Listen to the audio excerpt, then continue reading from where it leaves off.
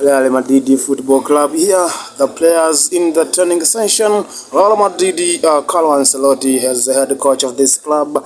There is also Karim Benzema, Vinicius Jr., there are Militao, and so many other fantastic players here. There is David Alaba and Toni Kroos. This one is just professional football of the Croatia national team.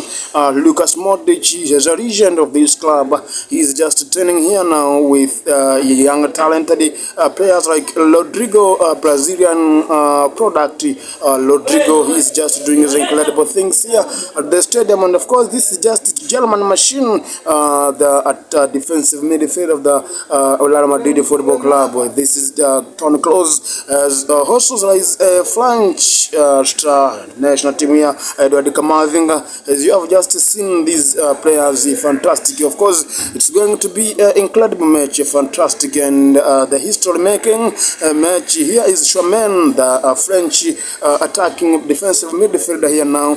He is just training the young stars of the Real Madrid Football Club.